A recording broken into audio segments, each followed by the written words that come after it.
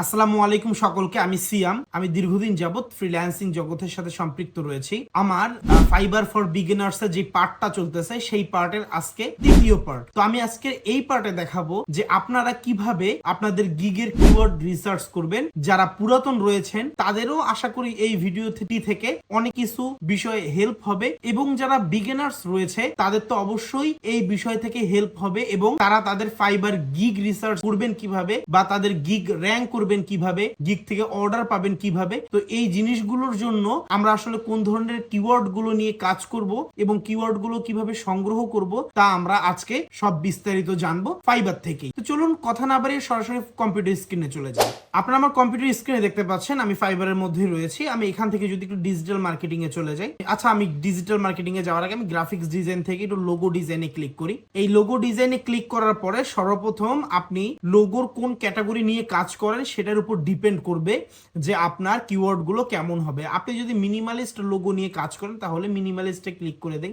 এখন এখানে দেখতে পাচ্ছেন মিনিমালিস্ট লোগো ডিজাইন দিয়ে দেওয়ার পরে এখানে 69,000 রেজাল্ট আসতেছে এবং এখানে অনেকগুলো গিগ রয়েছে। আপনারা যদি 2-3টা গিগ ওপেন করেন, আমি প্রথম থেকেই নিলাম। প্রথমের এই গিগটা গুলোতে আমি যদি চলে যাই এবং এই গিগ থেকে একটু নিচের দিকে চলে যাব, যাওয়ার পরে এখানে দেখবেন রিলেবল ট্যাগ। তো রিলেবল ট্যাগের মধ্যে ওরা কি দিয়েছে, graphics design, logo, logo design, minimal logo, logo designer, logo maker. Then আর একটা এই প্রোফাইলে চলে যাই, এখানে দেখি রিলেবল ট্যাগ কি দিয়েছে। নিচের দিকে গেলেই দেখতে পাবো মডার্ন লোগো, লোগো ক্রিয়েশন, তারপরে logo, minimal logo, company logo, logo maker. দেখেন লোগো মেকার, তারপরে logo, modern logo, minimal logo, এই কথাগুলো কিন্তু দুইটাতে সিমিলার। দেন এটাতে যদি চলে যাই, এখানে দেখি একটু কি এই কিওয়ার্ড কি কি দিয়েছে। এ দিয়েছে মডার্ন লোগো, ওখানেও পেয়েছি, তারপরে লোগো ওখানেও পেয়েছি, লোগো ডিজাইন ওই দিকেও পেয়েছি, বিজনেস লোগো এখানে নতুন, লোগো মেকার ওখানেও পেয়েছি। দেন আমি যদি এটার মধ্যে চলে যাই, এখানে দেখি এর কিওয়ার্ড গুলো কি দেওয়া। মডার্ন লোগো ওই জায়গায়ও পেয়েছি, লোগো ডিজাইন ওখানেও পেয়েছি, মিনিমাল লোগো ওই দিকেও পেয়েছি, প্রফেশনাল লোগো এখানে একটা নতুন ট্যাগ হতে পারে, মিনিমাল লোগো ওখানে পেয়েছি, লোগো মেকার ওখানেও পেয়েছি। তো আলটিমেটলি এই 2-3টা গিগ রিসার্চ করলে বা প্রথম পেজের আপনি যদি সবগুলো গিগ খুব ভালোভাবে রিসার্চ করেন তাহলে আপনি বুঝতে পারবেন যে আসলে এই মিনিমাল লোগো, আপনি যেহেতু মিনিমাল লোগো ডিজাইনার, মিনিমাল লোগোর মধ্যে কোন ধরনের ট্যাগ গুলো ইউজ করা হয়। তো আমি এখান থেকে যদি একটু প্রোগ্রামের দিকে গিয়ে আমি যদি একটু ওয়ার্ডপ্রেসে চলে যাই, ওয়ার্ডপ্রেস ওয়েবসাইটের দিকে চলে যাই, এখানে 80,000 রেজাল্ট আসতেছে। আমি যদি এখান থেকে আমি এই ট্যাব গুলো আমার কেটে দেই, এখান থেকেও যদি আমি 2-3টা গিগ ওপেন করি, আমি প্রথম 4টাই করলাম। আপনারা আরো সবগুলো অবশ্যই আমি সাজেস্ট করব যে একটা গিগ দেওয়ার আগে সেই ক্যাটাগরির মিনিমাম 20 থেকে 30টা সেলারের গিগ দেখা প্রয়োজন।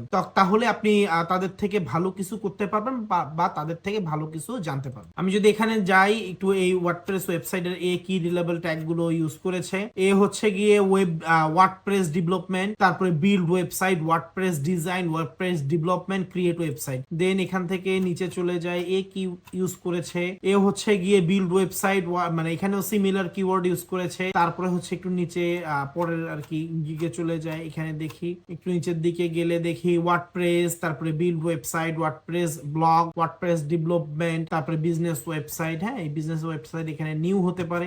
দেন এখানে চলে যায়, এই কিওয়ার্ড কি ইউজ করেছে, ওয়ার্ডপ্রেস, এটা সেম, এখানেও সেম, এখানে সেম। তারপরে রিডিজাইন ওয়েবসাইট, ওয়ার্ডপ্রেস, হ্যাঁ এটা নিউ হতে পারে, বিজনেস ওয়েবসাইট ওখানেও ছিল। এবং আপনারা যদি এখানে প্রেস লিখে যদি জাস্ট সার্চ করেন দেখবেন যে এখানে কিছু কিছু কিওয়ার্ড আপনাদেরকে সাজেস্ট করতেছে। ওয়ার্ডপ্রেস, দেন হচ্ছে WordPress website design, WordPress e commerce, WordPress fix, WordPress plug, তারপর হচ্ছে ক্রিয়েট ওয়ার্ডপ্রেস ওয়েবসাইট, তারপরে কি লেখা এখানে ফিগমা টু ওয়ার্ডপ্রেস, যাই হোক।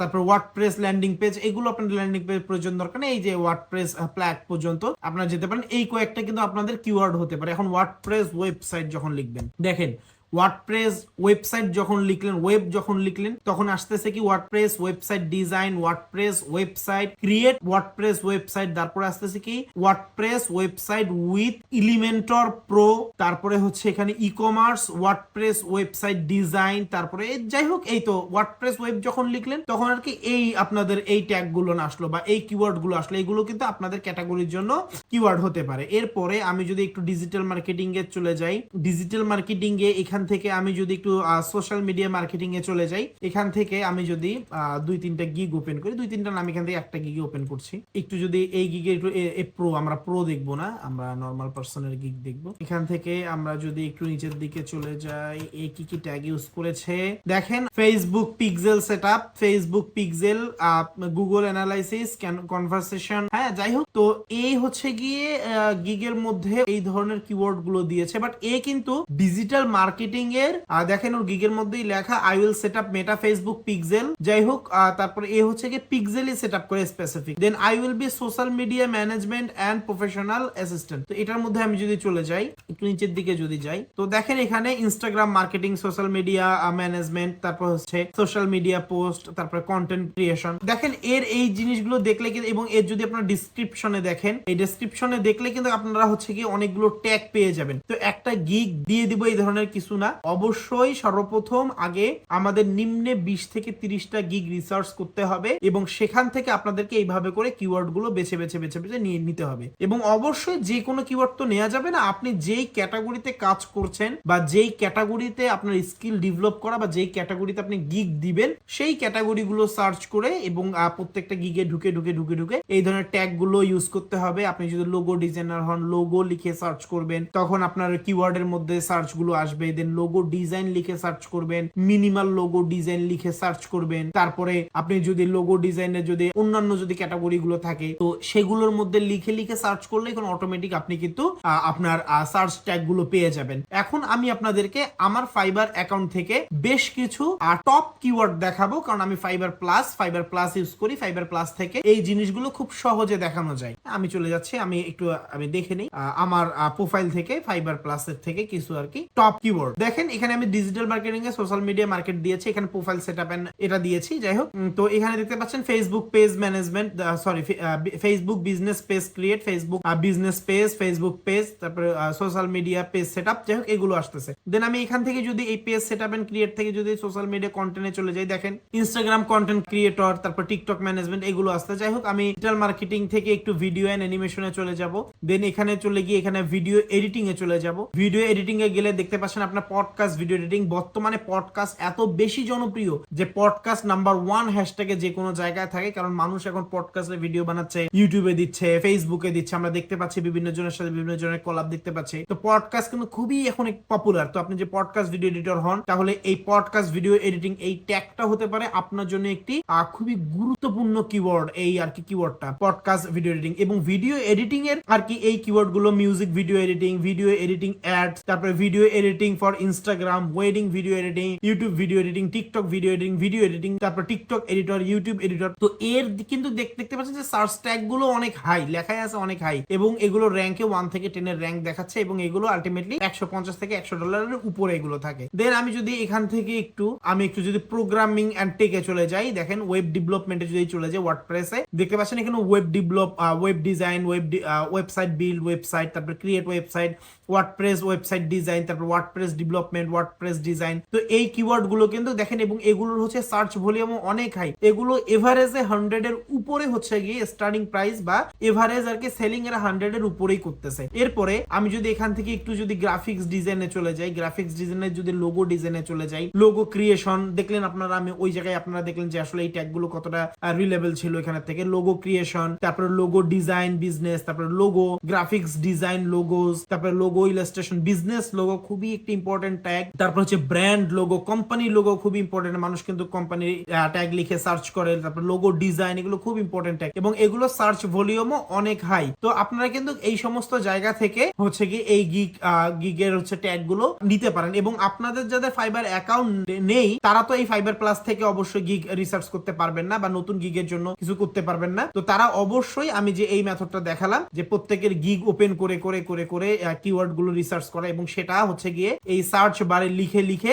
সেই কিওয়ার্ড গুলো খুঁজে বের করা। এবং অবশ্যই আপনার সার্চ কিওয়ার্ডটা প্রথম যে কিওয়ার্ড দিয়ে সার্চ করছেন সেটা কিন্তু অবশ্যই আপনার যে ক্যাটাগরিতে কাজ করতে আগ্রহী বা যেই ক্যাটাগরিতে আপনি স্কিল ডেভেলপ করেছেন সেটা দিয়ে কিন্তু সার্চ করতে হবে, তবেই আপনি কিন্তু কাঙ্ক্ষিত ফলাফল পাবেন। তো আশা করি ফাইবার ফর বিগিনার্স এর এই পার্ট 3 তে আপনারা এই জিনিসটা বুঝতে পেরেছেন যে আপনারা আপনাদের নতুন গিগের জন্য কিভাবে কিওয়ার্ড রিসার্চ করবেন, এবং এই কিওয়ার্ড রিসার্চের উপরে কিন্তু অনেক অংশ ডিপেন্ড করে কিভাবে আপনার গিগ র্যাঙ্ক করবে, বা আপনার গিগ র্যাঙ্ক করে কাদের কাছে যাবে, বা কিভাবে সার্চ করলে আপনার গিগ সবার প্রথমে যাবে। এই কিওয়ার্ড রিসার্চের উপরে কিন্তু অনেক ডিপেন্ড করে। এবং এই যে আমি দেখালাম যে রিলেবল ট্যাগ বা হচ্ছে কি সার্চ ট্যাগ এবং হচ্ছে গিগের টাইটেল, এই দুইটার উপরে কিন্তু আপনার গিগের র্যাঙ্ক সব থেকে বেশি ডিপেন্ড করে। তারপরে আপনার ডেসক্রিপশন বা আগ্রম যে জিনিসগুলো রয়েছে সেগুলো আসছে।